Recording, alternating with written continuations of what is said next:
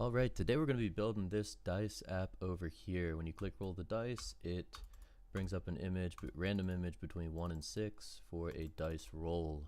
Let's get started. So you're going to need a text editor. I'm using Visual Studio Code. You can use whatever text editor you'd like. And so far I just opened a terminal, new terminal in Visual Studio Code. I'm going to need three things to get started. I'm going to need my index.html, so I'm going to type code index.html. I'm going to need style.css, and I'm going to need app.js. And typing those in the terminal, hitting enter, will open those three things for me.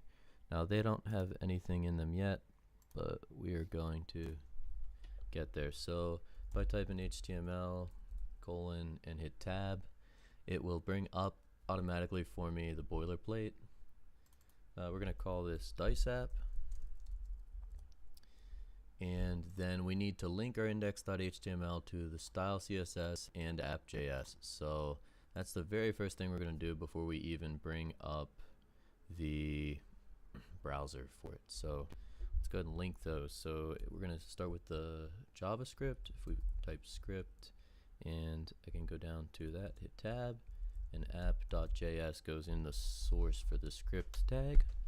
And I always like to save a lot, so if you see it refreshing a little bit, I'm pushing Control S to save what I have done. And then I need a link to the style.css, so I'm going above the title, just somewhere up in the head, link, and then if you're in Visual Studio Code, link CSS. It's already, the href, the link is already style.css, and that's set, so I can just save that.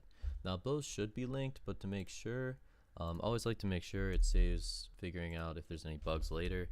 I can just make an h1 quick with hi in it, and then save that. I'm gonna come over here and style it, style the h1 blue, color blue, just to make sure that it's working. And then in the app, we're going to console.log hi. Now none of this has to do with the dice app again. I'm just making sure that all my stuff is functioning the way it should be. And I have the extension that allows the live refresh, so when I save, my browser will refresh. So I'm going to open that.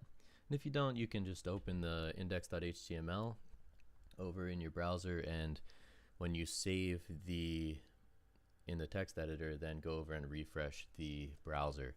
So I'm going to open this. Okay, and there it is. It's blue, hi, and let's make sure the console's working. We're going to inspect the console, and hi came up in the console. So the style's working, and app.js, they're both linked correctly, so let's get rid of that. We don't need that anymore, or this. And then we can get rid of the h1 in the HTML, and we are set to build our app from scratch. Nothing started yet. So again, I saved this for some reason. Oh, I have to save each one, right? So there we go. Okay, blank plate. And first we're going to, we're gonna have to figure out how we're gonna get all these pictures of dice. And for me, I didn't want to make my own pictures of dice, and a cool thing about programming, in my opinion, is building on what people have already built. You don't have to reinvent the wheel from the ground up. And I did some research, and I found this dice.css. A guy made, it says, this is a tiny CSS library for dice icons, works the same way as Font Awesome or GlyphCons. So I thought that was pretty cool. And to use this dice.css, actually let's take a look at how it works a little bit first. It's simple documentation because it's small, which is great. It's stored in a span, and changing the title won't change the dice. What does change the dice is this: dice 1, dice 2, dice 3. That changing the dice class will change the appearance of the dice, and we'll see that in just a second. So we need to link to this CSS library to import pictures of dice, and I did that by I right-clicked on this download tab. I didn't actually download it. I used the CDN and open link in new tab. Clicked on the, oh, by the way, if you're trying to get to this, go ahead and just type in what's in the link up top here. So I right-clicked, opened the link in new tab. I came over here and I'm just going to copy, Control C copy, and I'm going to paste that in a new link in my HTML. And I'm going to do that. I don't necessarily know if it makes a difference above or below the style.css. I'm going to do it above, link, and this will be a CSS link, but I'm just going to do that, href, and that's where we paste. So we paste this link in our href to get the dice library. By the way, if you've made it to this point, go to this guy's GitHub and give him a star for this library. It's pretty nice. It saves us having to create the dice on our own. So go show some love for that developer. Give him a star. I already gave him a star. I forgot his name. I'm not quite even sure how to get back to his GitHub at this point, but he did a wonderful job with this. So go show. Oh, no, that's the source code. Go show some love and star his dice library on GitHub. Okay, so we have the dice library. Now we need to start creating. Now we need a place to put the dice, right? It's a span, so we're gonna want to end something. So and div's not the most semantic thing ever, but let's make a div. And actually, let's give it a class of container. So div.container. And inside that container, let's go for a paragraph tag with a span. And what I'm gonna do here is just copy one of these. I'm gonna pick dice 3. It doesn't matter which one you pick, but I'm going to pick dice 3. So I'm just going to copy this span with a class of dice 3, and title dice 3. So I'm going to Control C copy, come over to my HTML and paste that in between the paragraph tag. Okay, and before I go any further, I'm going to save, check, and go back. I think we might come back to this, but we'll see. And oh, that's the finished one, right? We didn't get that far yet.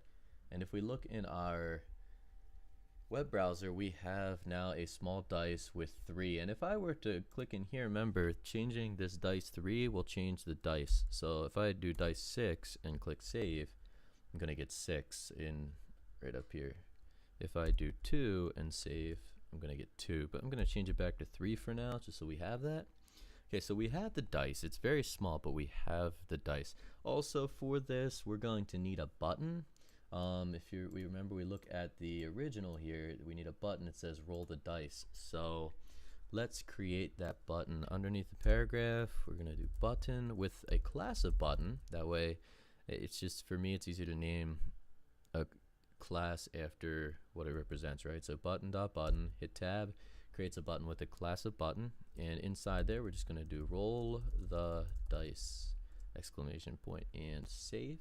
And the button appears here. Now that button doesn't do anything yet, but we have the dice and we have the button, and that creates pretty much the HTML we need. So let's head over to first. I'd prefer to get the look of it and then implement the JavaScript. I know some people like to do JavaScript first, but we're going to go for the look first, the style first. So let's go into style.css. It's blank right now, right? In this app, the body is this very light tan color, and what I did was body and background, and there's this color called wheat. You can approximate it, you can go through and look at the different colors, but wheat. And if I save, it'll change the background to that color, and I can actually scroll over this wheat, and you can pick any, in Visual Studio Code you can pick any color that you'd like, but just scrolling over and then scrolling around, you can change the background color. But I'm going to keep it wheat. You can make yours whatever color you'd like, right? That's the beauty of this. It doesn't have to be exactly like mine. You can make what you'd like, and it's all yours, 100%. It's awesome. So now we're going to, let's style. Well, first off, this isn't in the center. Let's think about that. I'm going to exit out of the console here. This is not centered, and it might not look exactly centered on your screen because of where I'm cutting the video at, but this dice is centered here. So let's get this centered first, and try to remember how we did that. The dice and the button are in a div that has a class of container, right? So we can do dot container and text align center, and if we save that, that'll put the die and the button in the center of the browser. Okay, next, the die is very small, and we don't just want the 3 die to be large or the 4 die to be large, right? So if we go back to the documentation, each one has a class of dice 1, dice 2, dice 2, dice 3, dice 4, dice 5, dice 6. They each have their own individual dice and number, but they all have the class of dice, and we want every single dice to be much larger than it is. So let's go back to style, and we're going to do dot dice for the class of dice. Dot dice, and I did some experimenting here, but I found for me, and you can make your dice any size you want, right? For me, font size 20 EM just seemed to work, and that just stays at that size, but I like it and it works. If I checked the responsiveness of it, where's it at? Inspect. Yeah, if I go here and look at the different layouts, Galaxy, iPhone, okay, the iPhone's a little squished, but it works in every layout, and it could look bigger in the iPad Pro, I guess, but I'm okay with it. Now, obviously, the button's very small, and that's what we're about to get to. So now I'm back at the regular screen. So let's fix up the button a little bit. Button looks pretty bad. Okay, and I did do some experimenting on the button here. So dot button, because I want to grab the button. And remember, the button had a class of button. Where'd it go? There it is, button class button. So dot button, and I did font size 2EM, and again, just do some experimenting, find what you like and what works for you. I did padding 20 pixels, 40 pixels, and an interesting note, I had to play around with this padding to figure out exactly how it worked. This 20 means top and bottom, so 20 pixels up here above between the border and roll the dice, and then 20 pixels down here, and then the 40 left and right meant 40 from here to here and 40 pixels from here to here. Gave it a little more space, made it look a little bit nicer. I got rid of the border, so we can do border. Oops, that's in the container. Don't be me. Go to the button class, border none, save, and you'll see the border disappears. And if you like the border, keep the border, right? Style the button the way you want to. This is just one way to do it. Border radius 5 pixels, and that's just going to round the corners a little bit. Very subtle difference here. I'm going to get rid of that and save it again so you can see there's a sharp corner. Hard to see with this color, but we'll change it in a second. 5 pixels, and it rounds the corner of this button just a little bit. I did a background color of indigo, and save. And of course now the font's hard to read, so we'll change the color to white and save. And remember, if you don't have the live thing, just click refresh over here if you don't have the live extension added. And you can scroll over the color and literally pick any color you want, and Visual Studio Code will do that for you. So that's it for styling the button. We're getting pretty close, right? We have this, and it looks similar to the app that's finished. One difference here is when we hover over this button, it doesn't. In the app that I made earlier, it changes color, right? And when I click on it, it changes color again. In our app right now, when you hover, it doesn't do anything, and when you click, it doesn't do anything. So let's add that hover functionality to the button. So dot button and hover. I think that's called a pseudo class. Correct me if I'm wrong down in the comments below. Dot button and then hover, hover, and on hover we want to make the cursor a pointer. Okay, and what that does, if I go back over here, now when I scroll over the button, the cursor changes to a pointer. And then underneath that, background color, and I did a lot of experimenting here. I'm going to copy and paste the background color I used. By all means, use any background color you'd like, or feel free to type in the RGB for this background color. Alright, so if I save that and I go over here and hover, it now changes color and to the pointer when I hover over it.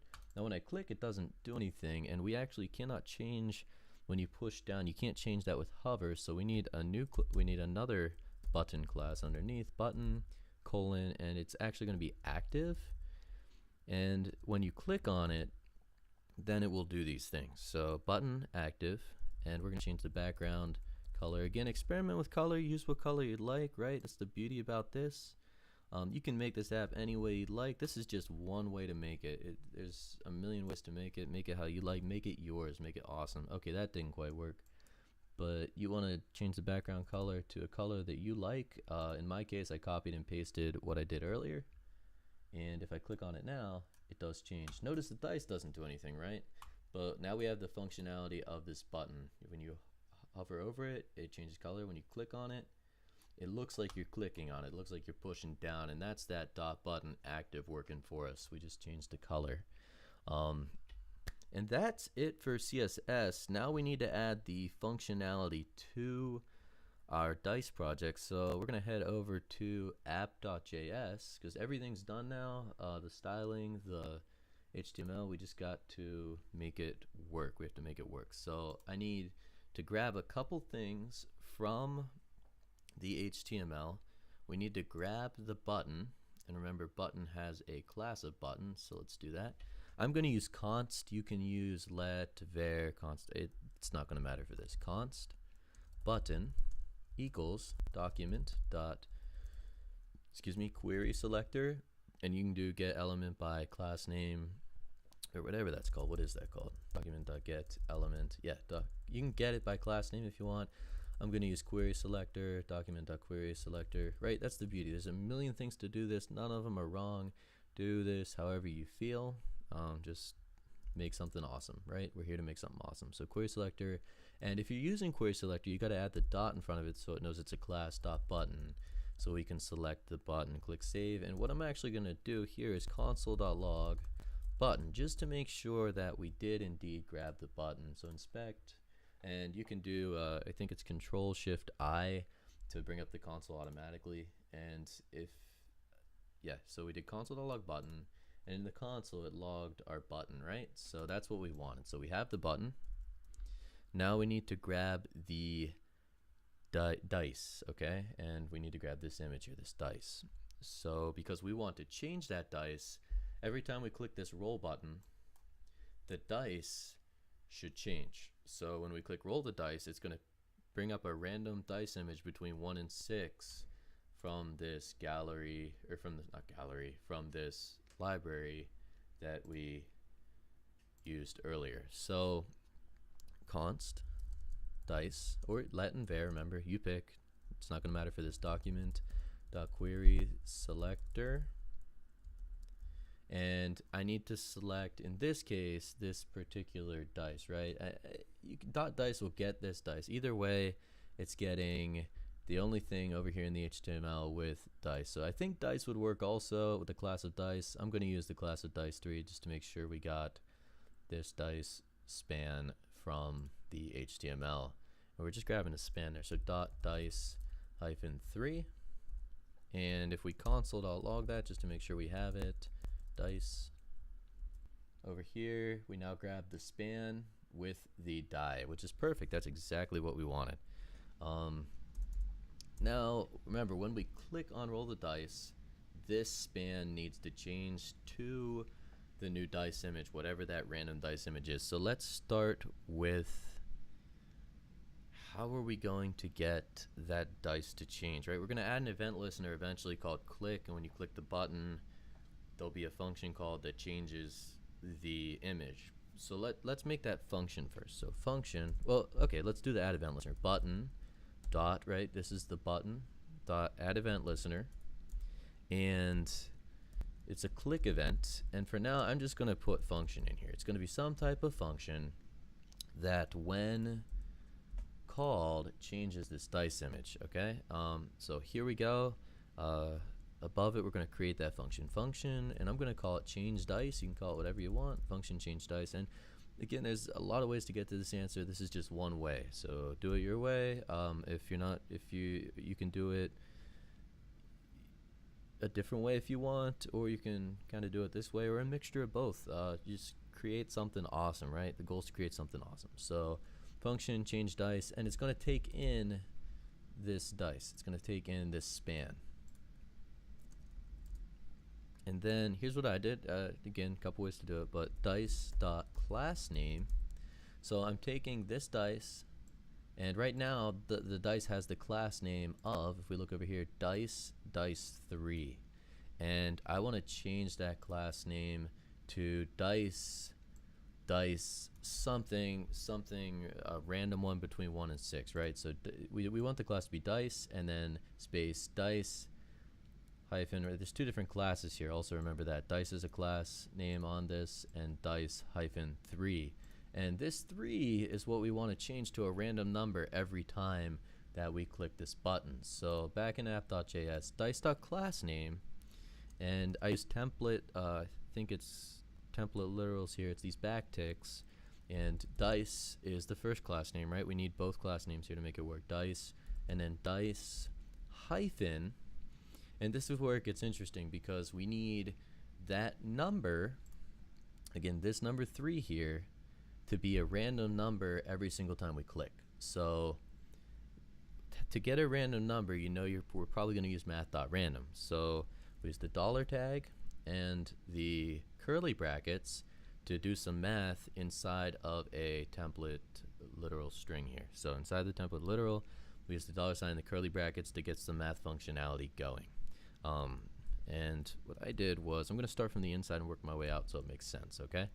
Math dot, actually before we do that, let's just figure out the math for it down here, and then we'll copy and paste it inside the curly brackets. I think that'll look and feel a little better. So we know we need a random number, math.random, and what math.random does is that creates just a random number, any random number. I'm going to comment out the event listener for now, and console.log math.random, just so we can see that it creates a random number every time.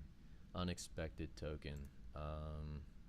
Alright, so let's add a parenthesis there for now. Unexpected token. The curly brackets. Oh, I don't know. Okay, so I'm just going to back that up, save, and it went away. Okay, so I just want to show here that this math.random, and I'm just going to keep refreshing, and it gives us a random number every time. Now that's not quite what we need for a dice, but we're getting there. Math.random, and we have 6 sides on our dice, so let's do times 6. I know some of you will probably do times 7 and a little different rounding, but this is just one way to do it. Times 6, and now when I click it, save, it's going to give me a random number somewhere between 0.00001 and 5.9999999 every single time, which doesn't really help us get 6, but we can use math.seal, which rounds every single number up to the nearest integer. It doesn't matter if it's 0.0001, it will round it up to the nearest integer, which is 1. So we're going to use math.seal, and wrap the whole thing here, math.random times 6. We're going to wrap that whole thing in math.seal. So math.random times 6 spout out a random number, it's float with a long string of decimals, and math.seal is going to round that up. So now when I save it every time, missing parentheses after argument list. Okay, so we closed this but didn't close the console.log, so let's add a second parentheses there, save it. Now it's going to spit out a random number over here every time. Oh, not save, no, it's going to spit out a random, not save, try again, there we go, between 1 and 6. So 1, okay, 1 and 6 happen a lot there. 2, 5, 1, 1, 1, 2, 2, 1, 6. Why are we getting 1, 5, and 6 all the time? But there's 4. Okay, it's just luck of the draw. 3. So random number every single time. Okay, so now this works. We get a random integer between 1 and 6 every time. We need this functionality right here. We don't have to console.log it. So it's to not invite confusion, I'm just going to get rid of that console.log. And then we have, and let's get rid of this extra parenthesis here, math.seal, math.random times 6. We need this. And this will get us the random integer between 1 and 6. So I'm going to cut and paste that up here. Remember $sign and curly brackets to get the math functionality inside the template literal, and paste. And what that will do is, so our new class name will be dice space dice hyphen, And all this code right here just simply crunches down into a number from 1 to 6. So it'll be dice space dice hyphen 1, 2, 3, 4, 5, 6, whatever.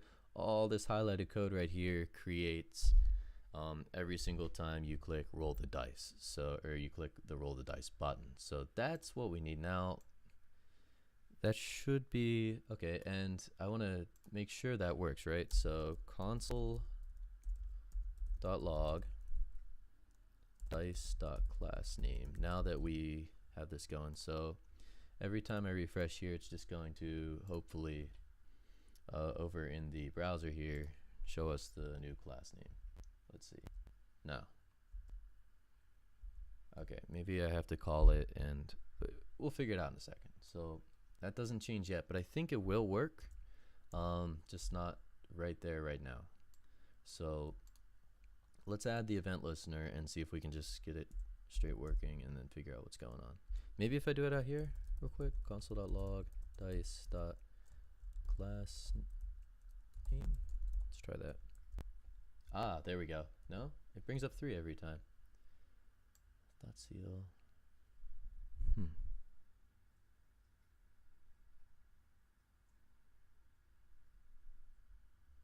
Oh, because that is the current class name, right? We didn't call the change dice function on it. So change dice. I just want to see if it's working, right? Dice, change dice, dice. Might need another, no, that's it for parentheses. And every time it changes, we want to log the class name, console.log dice.class name. We're just making sure this works before we go crazy with it. There it is, dice, dice 2, dice, dice 1, 5, 3. Okay, so again, I ran the change dice function and console.logged it just so we could see that this whole math thing we put in there does indeed just boil down to a number between 1 and 6. So again, if I save it, every time I refresh the page, the dice class changes along with the image, right? Because along with the class name comes a new image. Now the only thing we have left to do, this button doesn't work. It doesn't change this, so we need to make that button change it. So we need button.add event listener. We're listening for a click on the button, right? When you click it, you want it to change the dice, or specifically change the dice class name. And for this, you should be able to put the change dice function directly in there, and I couldn't quite figure out what was going on there. And what I ended up doing was running an arrow function that just arrow function, an anonymous one with no name, that took in nothing and spat out change dice. If someone could explain to me why that works, that'd be great, but I played around a lot trying to figure it out, and this is what I came up with. And it does work. Why, I'm not sure. If you have a explanation for that, please drop in the comments below. I'm learning, you're learning. It's a good experience for everybody. And let's go over here and look. So if I click on it now, it does. So we listened for the click event on this button. When you click it, it calls this function, change dice, it's highlighted up here too, that changes the class name to a different dice dash, and then a random number between 1 and 6 every time. And I can get rid of this console.log now. I don't need that. Save. And it'll still work. I just got rid of logging it to the console. So every time you click, the dice roll changes, which is pretty sweet. It's a pretty fun app. If you have any questions, comments, or if you have an idea of what you'd like to see next, please drop it down in the comment sections below. Thanks for watching, and we will see you in the next video.